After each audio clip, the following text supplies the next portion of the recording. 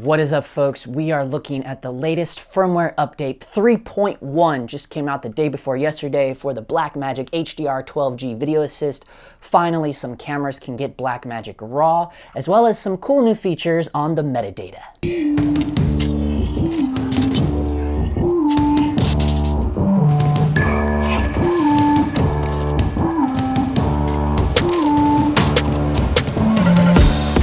It's a good day for all of my Panasonic EVA1 and Canon C300 Mark II users. You can now get Blackmagic RAW with the HDR 12G video assist. Specifically with the EVA1, you can get all the way up to 5.7K Blackmagic RAW, as well as up to 200 frames per second in 2K Blackmagic RAW. So that's pretty awesome. The thing that I'm excited about, however, is the fact that when I first bought this HDR video assist, and in the instruction manual, it talked about how the HDR video assist has Digital Slate. Now, me already owning a Blackmagic Pocket Cinema Camera 4K, I love the Digital Slate feature. I wish I remembered to use it more because it's so awesome. I don't have automatic lenses. I always shoot on my manual vintage Zeiss sim-modded cine lenses.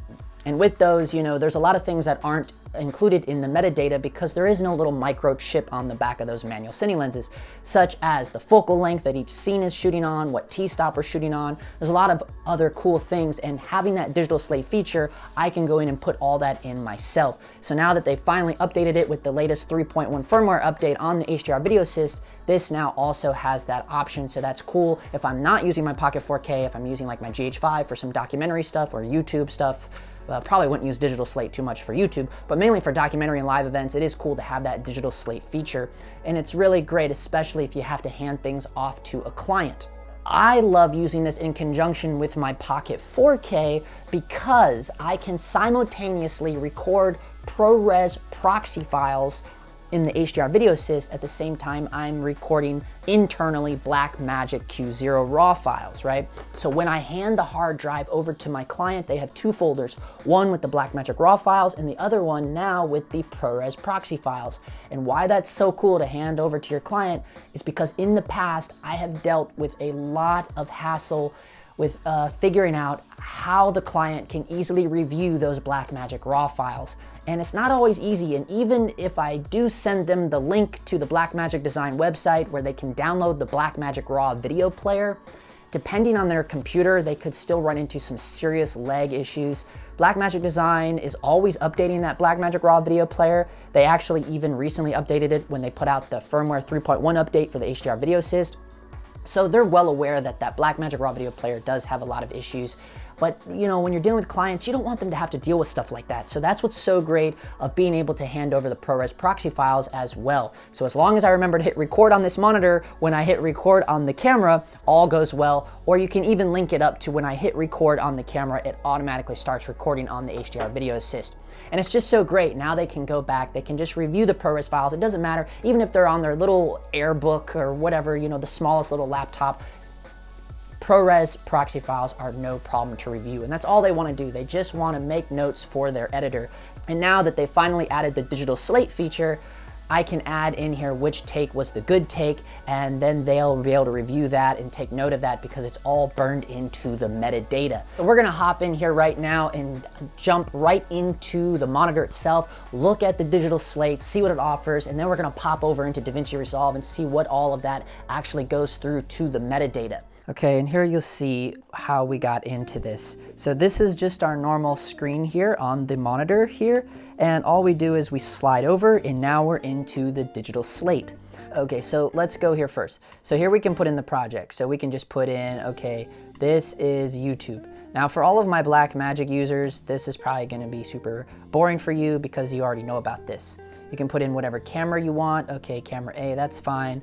We can put in the director's name. We'll put in Bo Jenkins here. Okay, so, all right, we have Bo Jenkins. Operator is me, JP. Okay, and then, so now we have our project information. Then we can go over here to the lens data, and we can say lens type. Okay, so we are definitely shooting on Zeiss. As you can see there, it already has it pulled up. So you can just tap up there, automatically fills it in for you. Update that, Zeiss. The iris right now, we are at a 2, so we can just put in 2. We can update that. The focal length is a 50 mil, and there we go, we can update that. The distance here, we are at about 2 feet. No. Yeah, we're at about 2.5 feet. So we can put in 2.5. Now this is for like all of my, you know, hardcore. And then you see, notice in your iris, you have T-stop or f-stop. So there we go. Filter, we have no filter. Okay, update that, no filter. Okay, so there's all the lens data, my project, and the clip. Now here's what's cool is you can change whatever scene number you're on. So let's say we're on scene 2, take 1 of scene 2, and it's an interior, we'll say interior day. You can change it exterior, day or night, okay? And then we'll say, okay, so for scene, or no, we'll go scene 1. Okay, so there we have that, all that, right? And so let's just record this on our card here. Okay, we'll just get a few seconds of this. We just want this so we can review something in DaVinci Resolve, right? When we look at the metadata. Okay, so there we stop it. Okay, and now let's come over here and we can say, okay, that last, shoot. Okay, so you have to have more than one. So let's go for a second one here, and then we'll say, okay, this is take 2 of the scene 1 here, and we'll get a few seconds of this, right? And then we'll pause that, or stop it rather. We can go back to here. Okay, now we can say that good take was the last take. Good take was the last clip. Oh, it's not letting me do it here. What the fuck?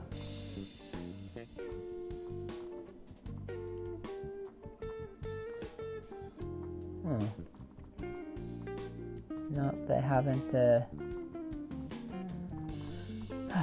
Shit, man. Let's record for a little bit here and let's see if it'll let us do it. Okay, so we're gonna record a little bit here and then we're gonna stop and then, whoops, I hit the wrong one. You just slide over, say good take, last clip.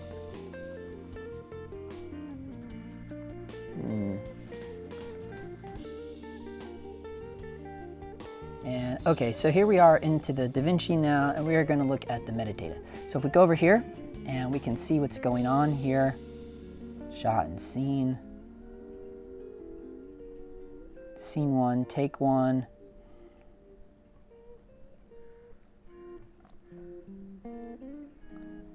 Let's see, clip details.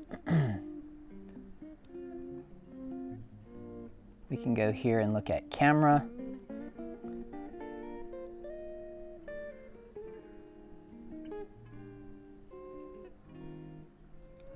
Yeah, we have, as you see, the lens stuff I put in here, Zeiss 2F, 50 mil, 2.5 distance.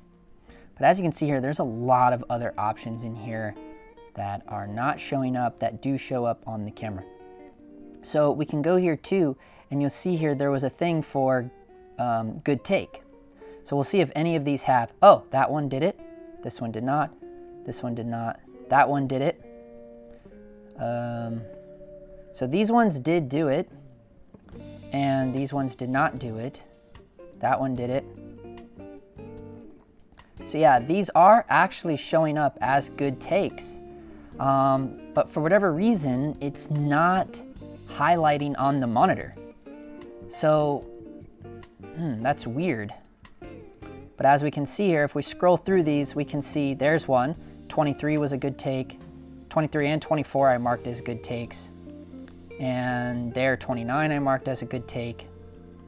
And 30 I marked as a good take. But yeah, like other things though, so it's cool that that is showing up, but we don't really have an assurance of that on the monitor itself. But it would be cool if we could open up some of these other things, because as you see, all this stuff is not showing up. And these are things that would show up, you know, with the camera's metadata. So yeah, there's a lot of stuff in here that's not actually being carried across from the camera to the monitor.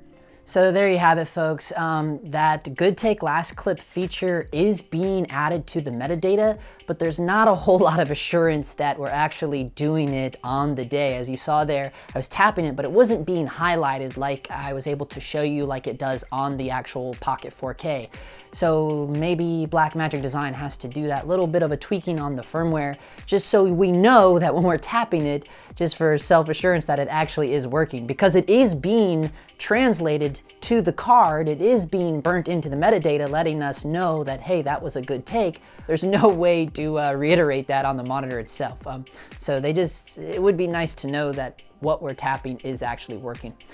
So yeah, we'll probably be able to see that in a later firmware update. But man, as you could see there when we were in DaVinci, there are so many options. It would be great to have more of those things available on the monitor and the camera itself. It would be so cool to be able to add like DogTimes productions to all the metadata. As you can see, you could put it in DaVinci. It would be so cool if they added a few more of those options on the Digital Slate, not only on the HDR video assist, but also on the camera itself. I think it would be cool if over time, if Blackmagic Design just started adding a little bit more of those features to the Digital Slate, because there's so many more options as you saw in the metadata there. But it is cool that you're at least able to put the more technical things like what filters were used and what focal length you're on, what t-stop or f-stop you're at, because that is important, like I said in the intro, when you're not using auto lenses. You know, it is nice to be able to look back at those things because that is important metadata. The one bummer though is that the ISO and the white balance, that stuff is not transferred from the camera over to the HDR video assist. That's kind of a bummer because that information is very useful as well, especially because when you're not shooting raw on the HDR video assist, that's an issue. Now, I would be interested in seeing, like, because for those cameras like the EVA1 and the C300 Mark II, you are able to get Blackmagic RAW out of the 12G HDR video assist. And I'm wondering, like, does that raw information such as white balance and ISO get burned into the metadata? It has to, right? Because that's how raw works, but I don't know, it's not showing up for the ProRes options, so I don't know. Hopefully someone out there with an EVA1 or a C300 Mark II can start looking at that metadata and see if all of that proper stuff is transferred over for your Blackmagic RAW. I mean, it would have to be, right? It would have to be. It's just weird that you're not able to see the ISO and white balance for the ProRes. I don't know, something weird is going on there with the metadata. I just think we have a few more little tweaks to make as far as that good take last clip option. It's cool that it's working, but it'd be nice to know that it's working on the day, right, while we're shooting. Because if I don't have anything letting me know that it was working, because as you saw there, I was just tapping, nothing was happening. It clearly was going to the card, but there was nothing letting me know that it was actually being working, you know?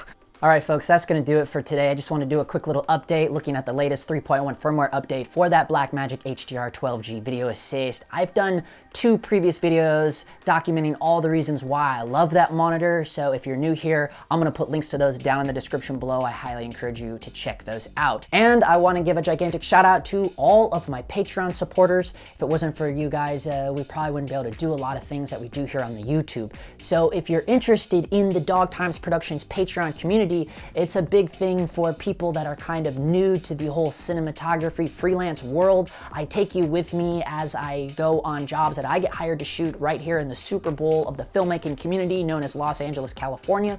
I take you through the pre-production process. I take you on a day-to-day behind the scenes while we're on set, as well as all of everything that goes into post-production, looking at matching the GH5 with the Pocket 4K, how I create certain LUTs for each certain job. We go through all of it. So if you're interested in any of that, it's patreon.com/JustinPhillip. As always, there's links down in the description below. And again, thank you to all of my Patreon supporters. And thank you to all of you if you've watched the video this far. And I thank you so much for subscribing to the channel and all the interaction that happens here on youtube.com/JustinPhillip. As always, thanks for watching. And for now, that's a wrap.